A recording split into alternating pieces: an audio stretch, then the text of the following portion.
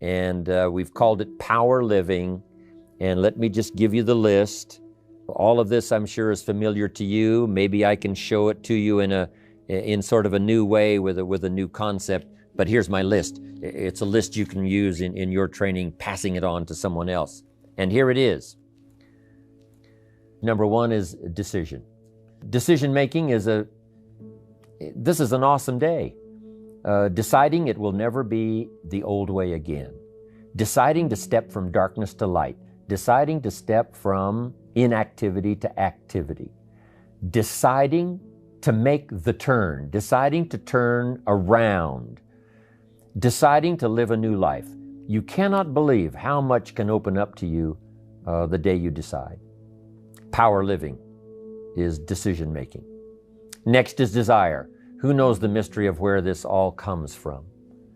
Who knows why some people have unusual desire and some people it takes a while for it to cultivate? Here's what I do believe. The possibility for high desire that can create the most extraordinary life, I promise you, that resides in all of us. That resides in everybody. Sometimes it's been suppressed, sometimes brutally.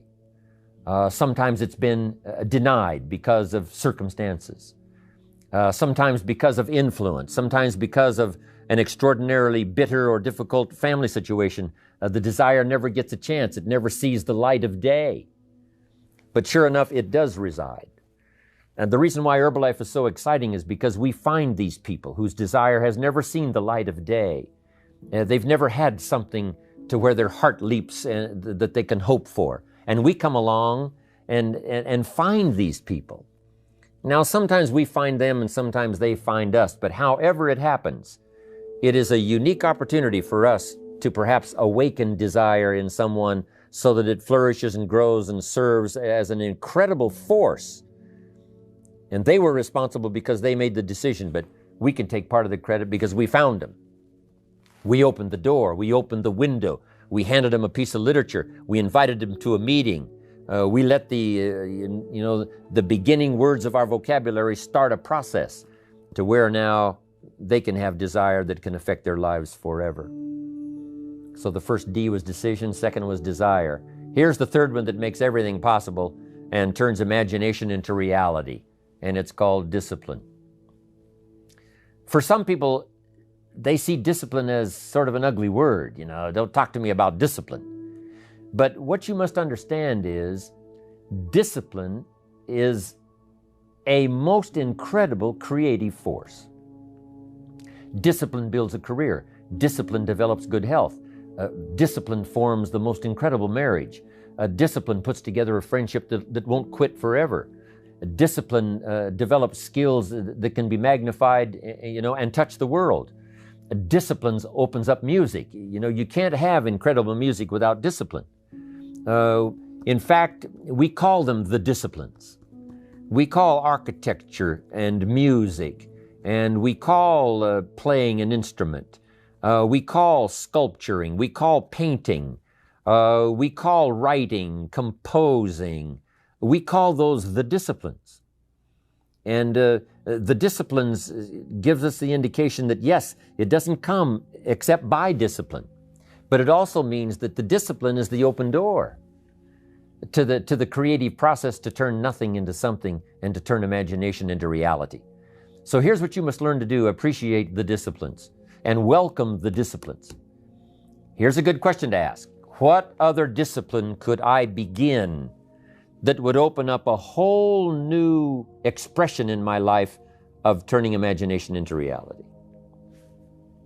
I had to learn the discipline of using my language to make a presentation. It took a while. I stumbled. I made mistakes. I couldn't get my thoughts organized. It would enter my mind and then it would go away. And I remember all of those strugglings to learn. My mother taught me a little piano. Here's the left hand. I got that pretty good. She says, now here's the right hand. No problem on those scales. Then she said, today we're going to do them both together. I thought, how can you do that? One hand was easy, another one was easy, but together, I'm looking at this hand, I'm looking at this hand, but finally I got them to work together. And I learned that extra discipline. And it worked for me. Now, she said, today we're going to read the music and play both hands. I thought, well, you couldn't do all that. So, but sure enough, I'm looking at the music, I'm looking at this hand, finally I got them all working together. Then she said, today we're going to watch the audience read the music and play both hands. I thought, well, now that is impossible. That's too many things to do at the same time. But guess what I found out? It didn't take long to where I could watch the audience read the music and play both hands. And a discipline then that became a joy. I play a little piano, mostly for my own amazement, not for the public. But anyway, it's exciting.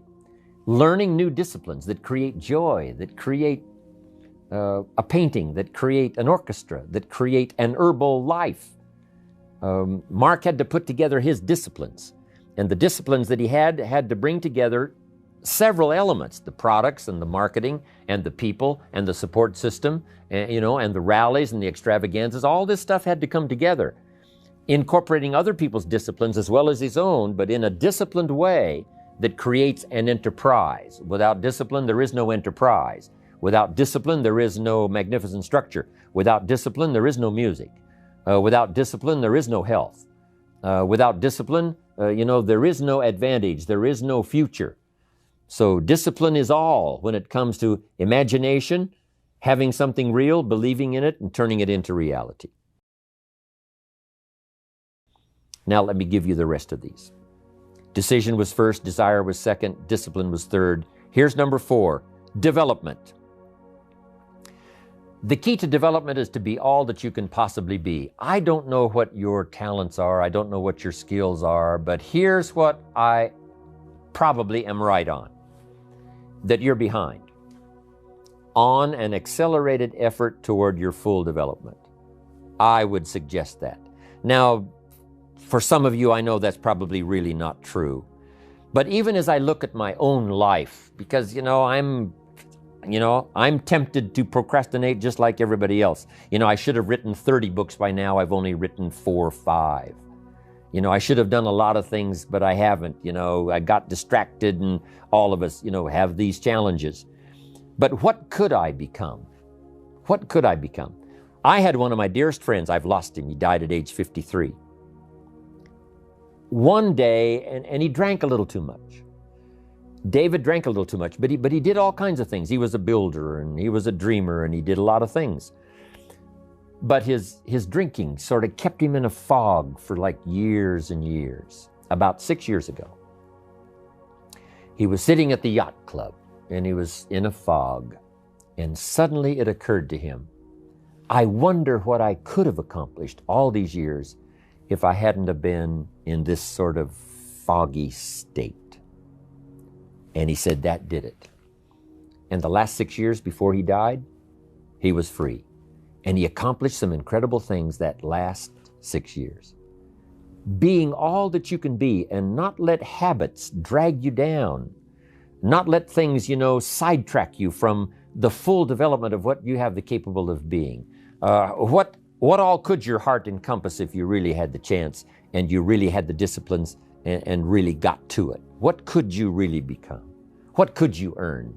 How healthy could you really be? How many books could you write? How many poems could you write? My granddaughter, Natalie, is 11, and she writes these most incredible poems. Someday I'm going to publish them. And of course, her brother Nathaniel is a classic gifted artist, and I think I'll publish some of her poems and his illustrations and his artistry. They're 11 and 12. They have become so much in so few years. And now my mind is wondering, I wonder how far they can go. I wonder how much they can accomplish. So here's what I would ask of you. If you feel that you're a little bit stalled, wherever you are in your progress, I'm asking you to correct that. I'm asking you to see if you can't possibly be on a more accelerated track toward your possibilities and your full development. Here's what life is all about. To become all that we can possibly be.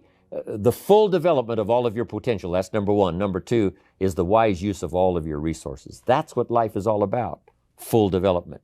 Here's the next word, direction. Key phrase, we go the direction we face. So make sure that your vision, make sure that that's clear, because that's where you're headed.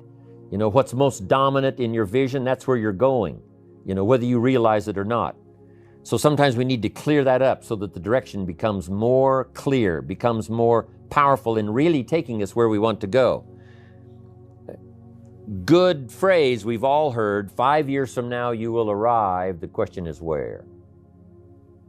And you say, well, I haven't really cleared that up. I'm asking you to clear that up, because if you don't, you may arrive at a much less of a place. Not that it wouldn't be okay, but much less of a place than you could have arrived if you didn't settle on the right direction before.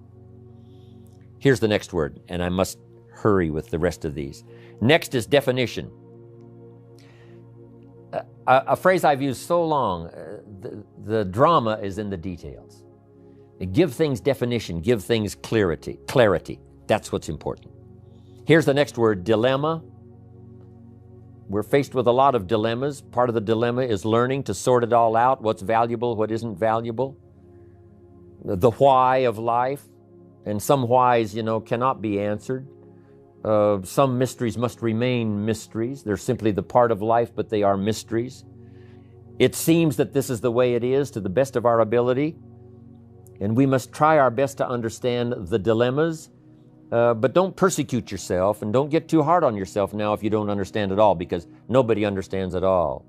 Let part of the dilemma be dilemma. Figure out as much as you possibly can for your life and your children and your future and your business. But let mysteries be mysteries.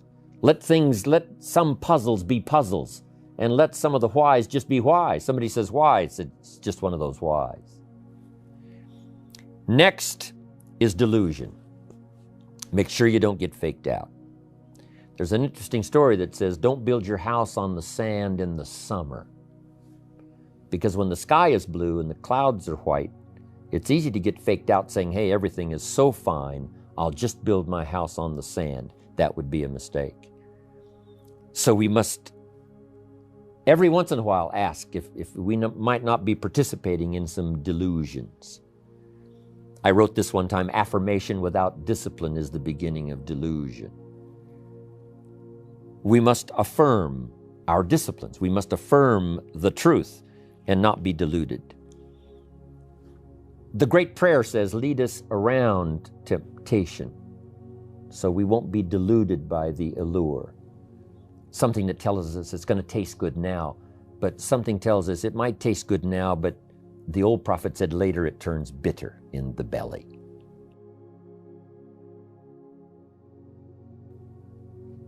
Next is destination. You've got to have some clear places that you want to go. Herbalife is the most stimulating influence I know of, especially when it comes to business, to help you to determine a good destination. Where in 6 months? What accomplishments in 6 months? Where in terms of reaching people? Where in terms of your ability to influence? Would you like to be 1 year from now, 3 years from now? If you will start clearing up that destination and make your dreams a little more clear, and it's good to just dream about being successful. It's good to just dream about being healthy and powerful. But if you can be a little more clear in your destination, that will help you to secure the direction it takes to get there. And now here's the last one that's vitally important, and I'll close with this, and it's called dignity. One thing Mark chose in the very beginning when he started Herbalife, he decided to live a life of dignity. He wanted to be able to say, I'm proud of the way I started. I'm proud of the way it's gone. I'm proud that I've overcome my mistakes. I'm proud that I've learned from others. I walk with dignity because of the people I've helped, because of the lives I've changed, because of the countries I've now gone into, planted the Herbalife flag, and rendered all this incredible service. I'm proud that I didn't let mistakes overwhelm me. I'm proud I walk with dignity because I can truly say I have sincerely done every meeting. I've sincerely wished the best for everybody. I have sincerely wanted to have a refined marketing system that rewarded everybody for the effort they put in. I sincerely want to change people's health for the better and give them a longer life and a better life. I sincerely wish to do that. And I wish to do it within the guidelines. I wish to do it within a framework that creates dignity and self-respect and company respect. And as I appreciate Mark Hughes more after these 20 years, and I knew him 2 or 3 before then, he walks with dignity. And we all are walking with dignity in this unique enterprise called Herbalife. But in your personal life, make it an absolute that whatever you do, when the final sentences are coined about you and your life, they will say, not only did you do it well, not only did you do it with skill, not only did you do it maybe around the world, but you did it with honor and you did it with dignity.